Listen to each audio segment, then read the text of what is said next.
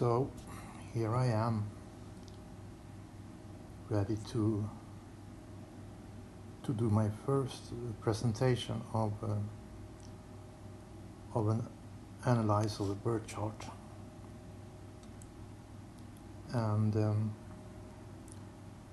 as I do this, I want to start with telling something about who am I, because communication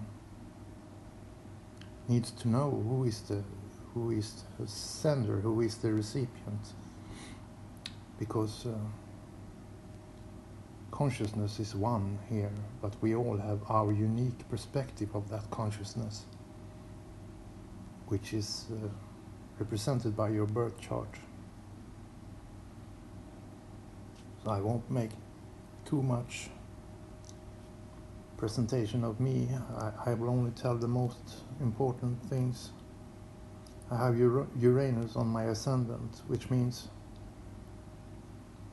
I'm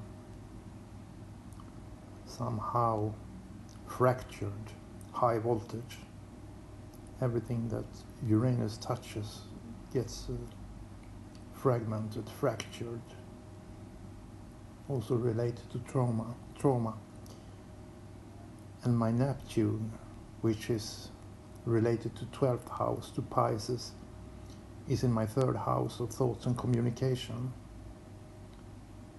My thoughts are limitless, also structureless, which means my communication may be difficult because there are not so many who resonate with a message that lacks structure. Neptune, 12th Pisces, lacks structure. It is everything and it is nothing. It is both source and it is the full potential of what can be. With that being said about me, I will try to start discussing the birth chart of Kasponaut. I've written previously that I suffer from parodontose. I've lost a lot of teeth. That's why I don't show up on camera. So I make this report by screen printing and recording myself speaking. I will combine this report with a written report also. But I was thinking that if I speak, it's easier for you to understand how I think. It's also about my philosophy about what is reality. I don't know how deep I should go into this because it is a vast subject that could take many hours to discuss what is reality.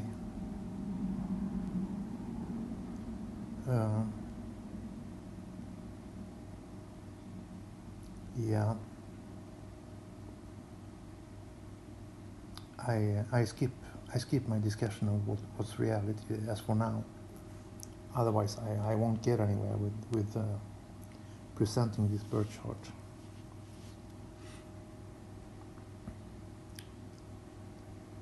So, where do we start?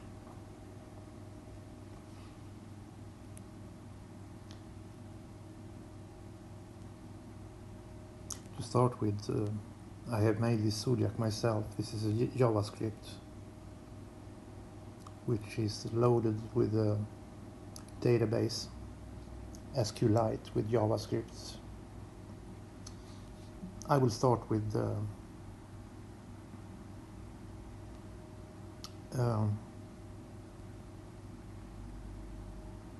astrology I use is evolutionary astrology, mostly inspired by Jeff Green. And the way Jeff Green analyzes a birth chart is by going to the foundation first, which he says is Pluto, which of course I agree with. So we start with Pluto here. I have a function in my in my zodiac here that filters out everything that is not related to the planet I've clicked.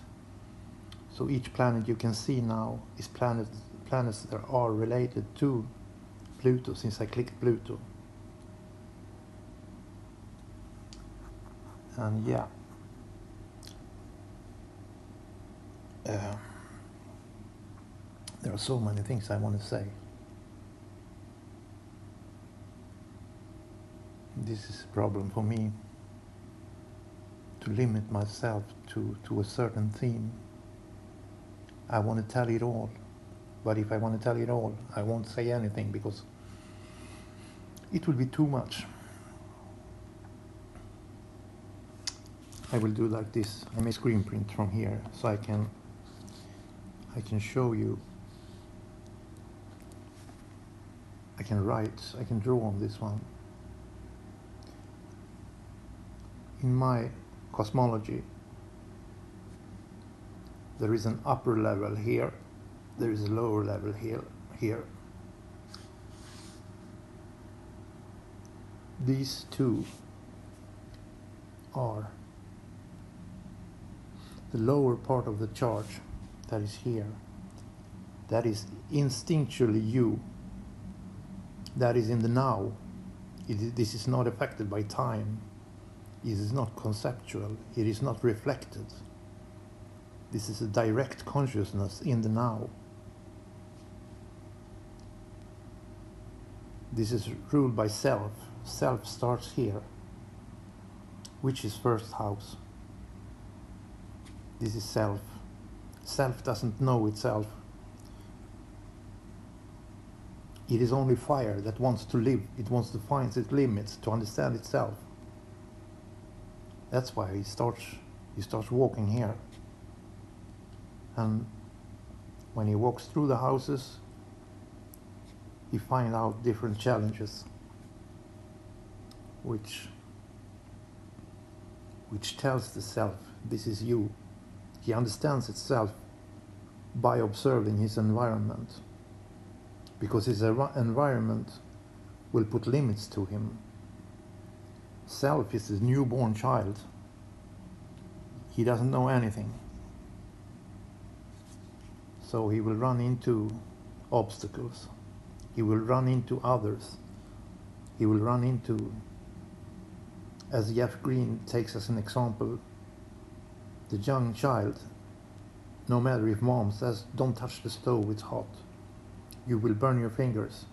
The child anyway touches the stove and he burns his fingers. When he has burned his fingers, he knows, I will avoid this stove. It's not good to put my hand on the stove. In the same way, the self understands itself throughout the chart. And the self ends here, which is 7th house, which is the other.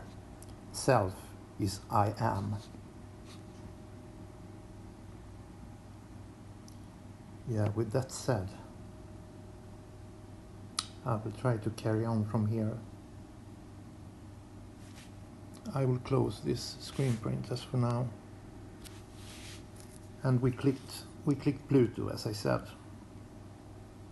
Pluto is the foundation. What is you?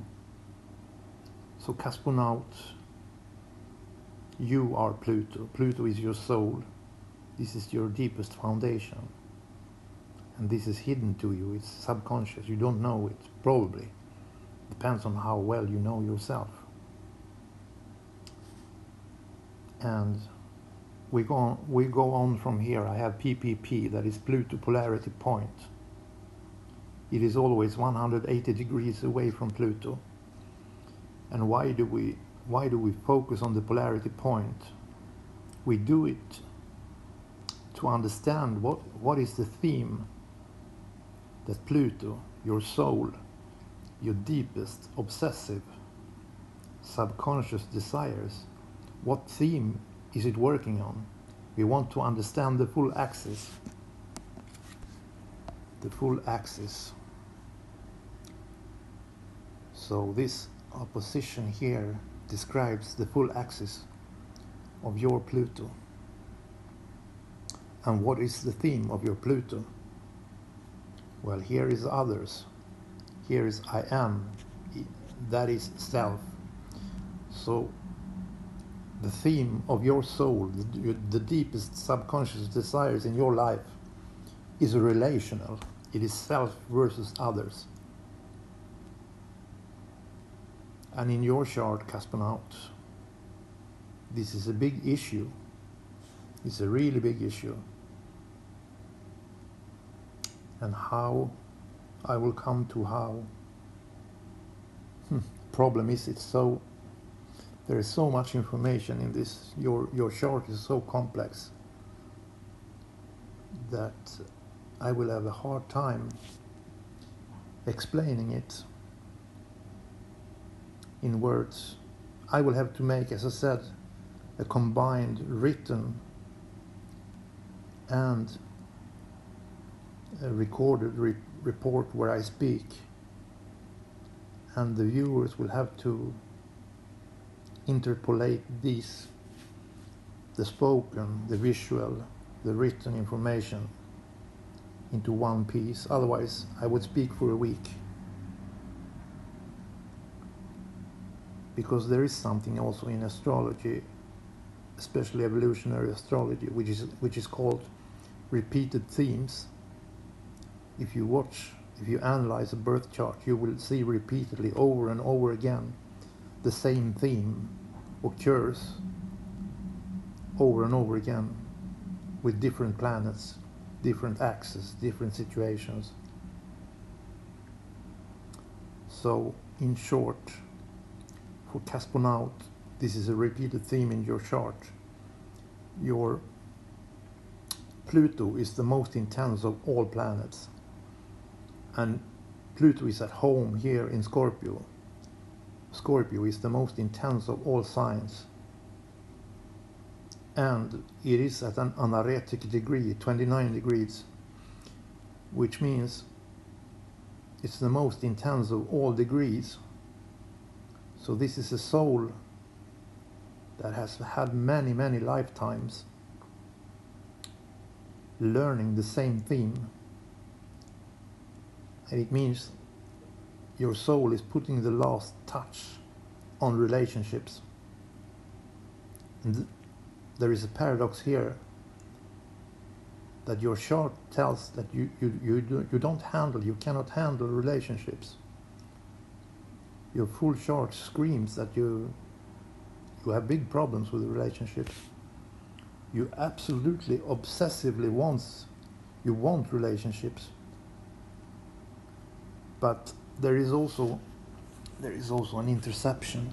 I will show it. But we can start with this also. Jeff Green speaks about planet Mars here. This is how you consciously go for your desires. And Pluto is your subconscious desires. Venus is your conscious desires. Venus is here. It's now hidden because I clicked Pluto, which makes Venus here hidden. Venus is your conscious desires. It's your love. It's your values. It's your desires. So Venus is what you desire. Mars is how you go for your desires. Pluto is your subconscious desires, your deepest obsessive desires that you do not know. It's only if you are in a deep contact with your soul that you understand Pluto's desires. And if you do, you wouldn't need any reading of your chart, because you would be conscious about every step you take, what's pushing you forward in life.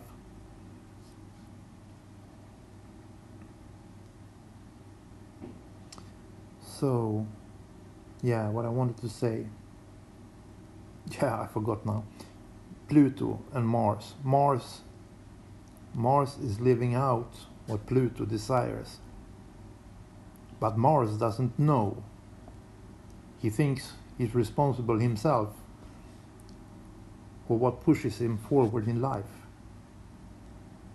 Mars thinks he makes a rationalization. If someone asks Mars, why do you do this? He doesn't know himself, so he come up with a rationalization, as it's called in psychology, as it's called in philosophy. He come up with ideas that what pushes him. He doesn't want to admit to himself that he has no clue what he's doing. And as Jeffrey Green says, to start with, the planets go this way. That is counterclockwise.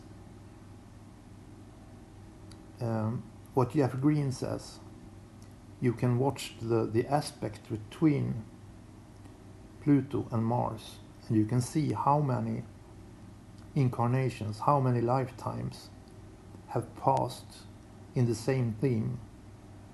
That is Pluto for you in 7th house, Scorpio. And a full lap around here will make 8 to 9 lives.